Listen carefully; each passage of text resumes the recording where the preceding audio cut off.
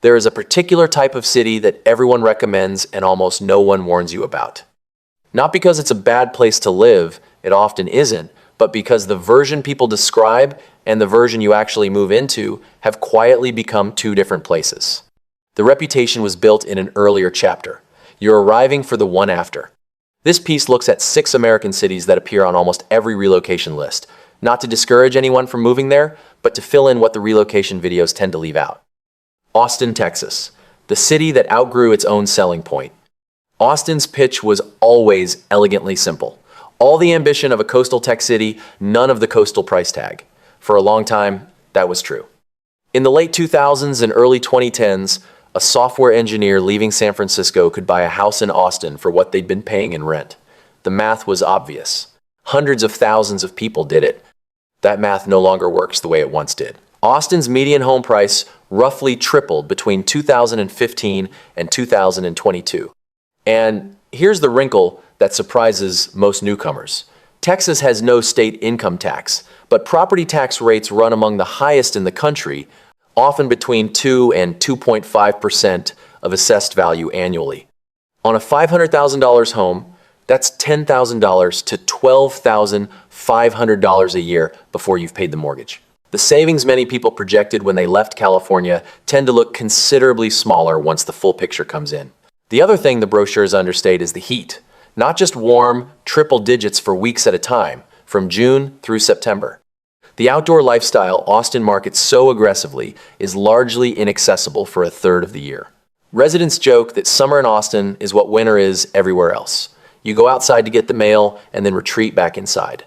None of this erased what made Austin compelling. The job market remains strong, the culture is genuinely vibrant, and many people who move there are exactly where they want to be. But the version of Austin that made people want to move there, the scrappy, affordable, laid-back version, was a real place. It's just not the place most people are moving to anymore. Nashville, Tennessee, a city that became a theme park version of itself. Nashville's transformation over the past 15 years has been remarkable by any measure. What was once a mid-sized southern city built around the music industry is now a major metropolitan area with Fortune 500 headquarters, a booming healthcare sector, and a skyline that looks nothing like it did in 2010. The growth is real, so are the consequences. The surprise most newcomers don't anticipate isn't the cost of housing, though that has more than doubled in the metro area over a decade. It's the degree to which the city's most famous qualities have been commercialized out of reach for the people who live there. Lower Broadway, once a working musician strip, is now a bachelorette party destination with cover bands playing for tourists. The Nashville vibe that relocation videos celebrate is increasingly something you visit, not something you live. There's also the transportation problem, which is more acute here than in most comparable cities.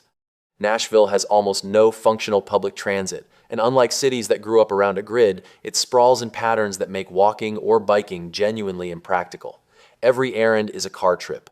Every car trip competes with hundreds of thousands of other people who also have no alternative. The city has discussed transit solutions for decades without building them. That's not a temporary growing pain. It's a structural feature of daily life.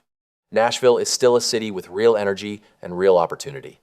But what people imagine when they picture themselves living there, honky-tonks, affordability, a relaxed southern pace, has become harder to find the more famous the city gets. Boise, Idaho. What happens when a hidden gem gets found? Boise's problem is different from the others on this list, and it's worth understanding precisely. The city didn't just get more expensive in absolute terms. It became unaffordable relative to local incomes, which is a different and more disorienting thing. When Californians and Washingtonians started arriving in force in the late 2010s, they brought coastal salaries to a city where wages had been set by a much smaller, lower-cost economy. They could pay more for housing than most longtime Boise residents could afford to compete with.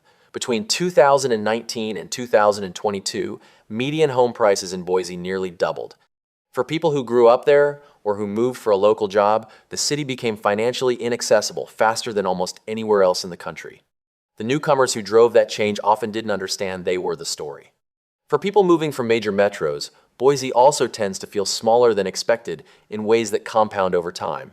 The outdoor access is genuinely excellent, but the professional ecosystem is limited, particularly in specialized fields. The restaurant and art scene, while growing, doesn't compare to what most transplants are leaving behind. Some people find that trade-off deeply satisfying. Others find themselves driving to Portland or Salt Lake City to feel like they're in a city. Boise is still, by most quality of life metrics, an excellent place to live. The issue is that it was discovered precisely because it was a rare thing, affordable, outdoor-oriented, and uncrowded. All three of those qualities have now been partially consumed by the popularity they generated. Raleigh, North Carolina, mistaken for a city it isn't. Raleigh might be the most statistically impressive city on this list. The Research Triangle has become one of the country's most significant tech and life sciences hubs. The unemployment rate is consistently low. The public schools are among the best in the South. On paper, it is hard to argue with.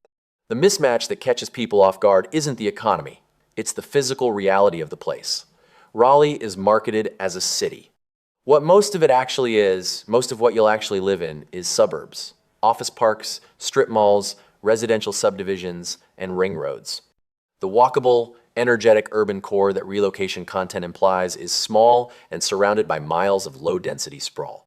People who move there expecting something in the ballpark of Austin or Nashville, or even a mid-sized city with a coherent downtown identity, are sometimes genuinely disoriented.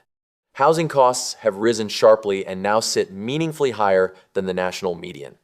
Traffic on the main corridors, I-40, US 1, has become a daily frustration as the region's growth has outpaced road capacity.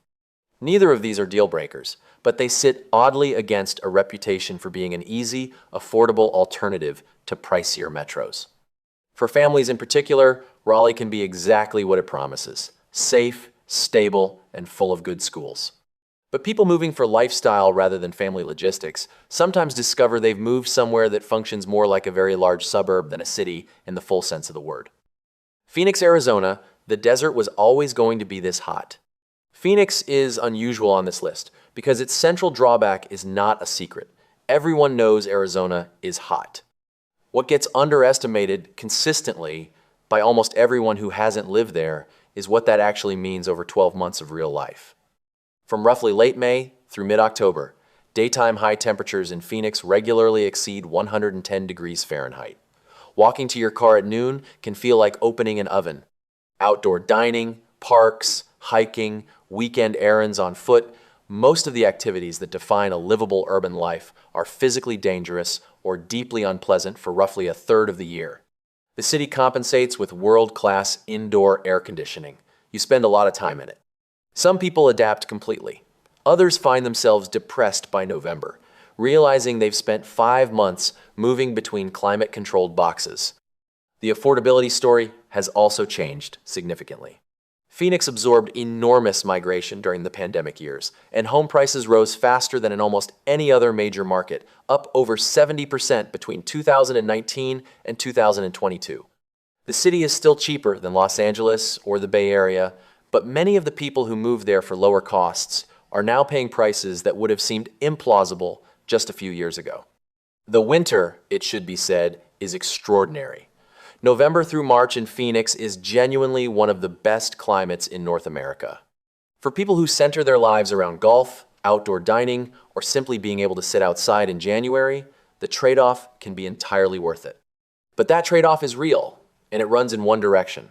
The summer is not a mild inconvenience. It is the defining condition of life there. Denver, Colorado, the mountain access you'll share with everyone else. Denver's appeal is probably the easiest to understand of any city on this list.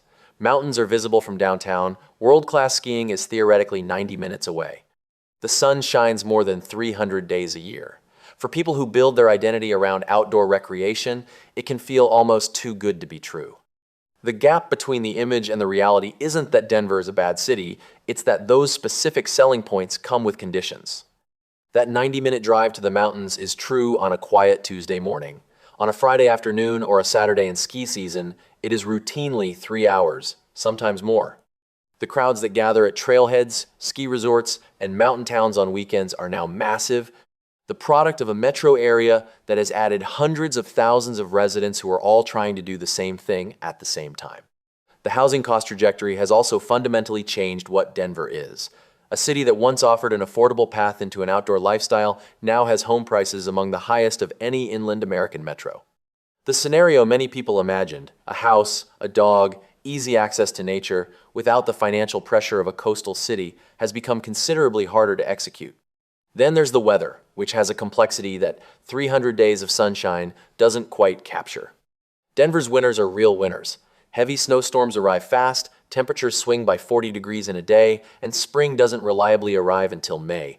None of that is a reason not to move there. But it's different from what people raised in California, Texas, or Florida are imagining when they picture themselves in Denver. Why the gap keeps existing? Every city on this list has real strengths. That's not the problem. The problem is a structural lag in how city reputations form and spread. A city earns a reputation during one phase of its development, when it's growing but not yet crowded, affordable but not yet discovered, full of energy but not yet expensive. That reputation then circulates for years, sometimes decades, via recommendations, relocation content, and word of mouth from people who arrived during the good chapter. By the time you show up, you're often living in the next chapter entirely. The most useful question to ask before moving anywhere isn't, is this a good city? Almost every large American city has enough going for it to be livable for someone. The more useful question is, what chapter is this city in right now? And is that the chapter I'm prepared to actually live in?